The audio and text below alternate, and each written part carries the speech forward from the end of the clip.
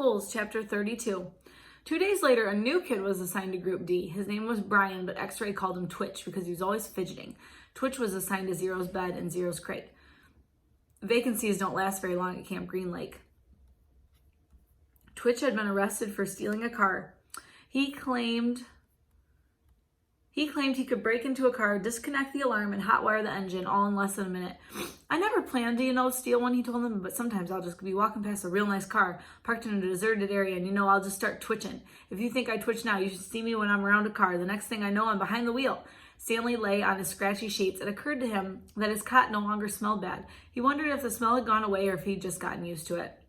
Hey, caveman, said Twitch, do we really have to get up at 4:30? You get used to it, Stanley told him. It's the coolest part of the day. He tried not to think about Zero, but it was too late. Either he'd made it to Big Thumb or... What worried him the most, however, wasn't that it was too late. What worried him the most was that what really ate at his insides was the fear that it wasn't too late. What if Zero was still alive, desperately crawling across the dirt, searching for water? He tried to force the image out of his mind. The next morning out on the lake, Stanley listened as Mr. Sir told Twitch the requirements for his hole, as wide and as deep as your shovel. Twitch fidgeted. His fingers drummed against the wooden shaft of the shovel. His neck moved from side to side. You won't be twitching after digging all day, Mr. Sir told him.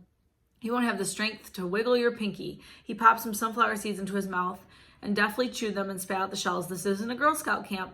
The water truck came shortly after sunrise and Stanley got in line behind Magnet ahead of Twitch. What if it's not too late?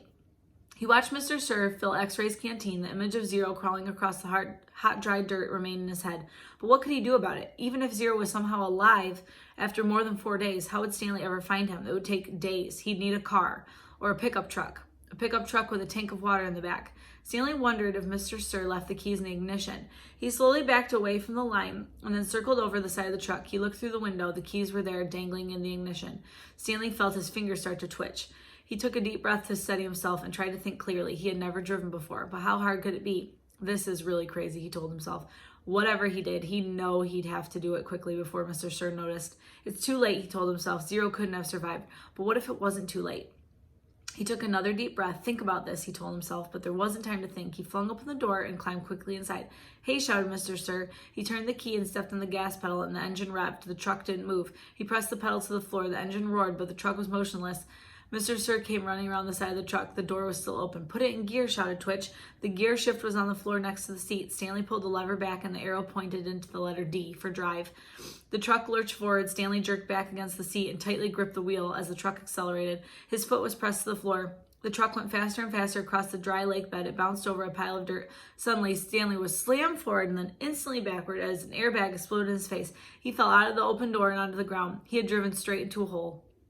He lay on the dirt staring at the truck, which stuck lopsided into the ground. He sighed. He couldn't blame his no-good, dirty, rotten, pig-stealing great-great-grandfather for this. This time was his own fault, 100%. He had probably just done one of the stupidest things he had ever done in his short and miserable life. He managed to get to his feet. He was sore, but he didn't think he had any broken bones. He glanced back at Mr. Sir, who remained standing where he was, staring at Stanley. He ran. His canteen was strapped around his neck.